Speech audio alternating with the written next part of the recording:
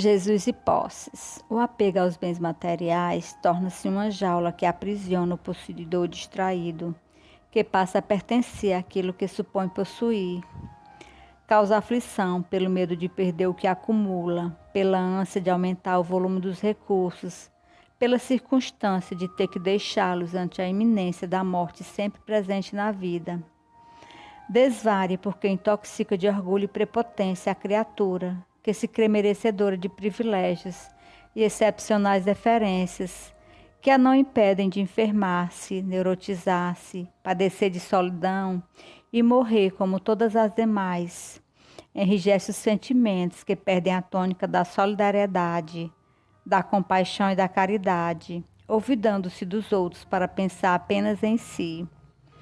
Faz pressupor que nasceu para ser servido, abandonando o espírito de serviço, que dignifica e favorece o progresso.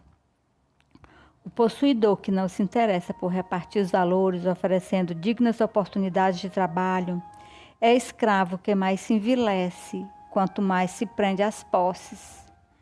Rico é todo aquele que doa, assim espalhando os recursos que se multiplicam em diversas mãos, em benefício geral.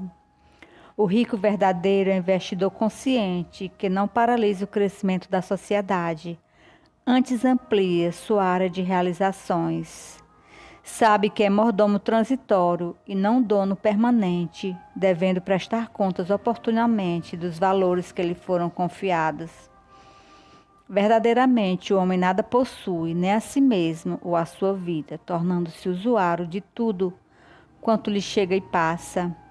A descoberta de tal realidade harmoniza-o interiormente e com tudo quanto é temporário, em trânsito para o que de sabor eterno, que é a sua espiritualização. No século desfruta, mas não retém, na vida permanece, mas não abusa. O encontro de Jesus com o jovem rico que se dispôs a segui-lo reveste-se de extraordinário conteúdo contemporâneo. Apesar de cumpridor das exigências formais da sociedade e da religião, não tinha consciência do significado da integração da sua existência no ideal fecundo da sua vida eterna. Queria o reino, desfrutando os sabores do mundo em forma dos bens que lhe facilitavam a caminhada faustosa. Anelava por seguir o amigo e fruir da sua companhia, sem contribuir com nada. Ter mais, sem despojar-se de algo, era o seu intento. O mestre que eu conheci em profundidade estabeleceu como requisito fundamental que ele vendesse tudo quanto possuía, desse-o aos pobres e o seguisse. A vida é feita de intercâmbios, de trocas e permutas. Se dá a quem tem e se tira de quem não tem, daquele que é avaro e nunca reparte o excesso que para ele não é nada. No entanto, para os demais é tudo.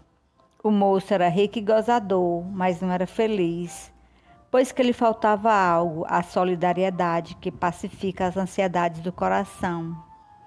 Talvez ele se pudesse libertar dos bens materiais, todavia não estava acostumado aos limites da escassez, ao equilíbrio da falta, a uma posição menos vistosa, destituída do brilho enganoso, da fatuidade e da bajulação. Renunciar aos tesouros seria um passo na direção da renúncia de si mesmo, e isto era-lhe demasiado. Favorecido pela abundância, receou a carência. Renunciou então ao permanente e perdeu-se na vacuidade. Possuis como bens atormentantes ao lado das moedas, propriedades, títulos, semoventes, as paixões e caprichos deles decorrentes. Almejas paz e afeição, felicidade e autorrealização, entretanto, quando se te apresenta o ensejo, recalcitras e avalias o montante daquilo que deves dar em troca, optando por prosseguir, conforme te encontras. Queres, porém, não estás seguro da opção que deves fazer, da contribuição a brindar, do teu esforço pela libertação.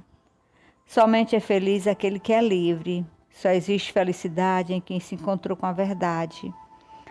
Absolveu-a e tornou-a como norma de conduta. no redemoinho das tuas querelas e conveniências.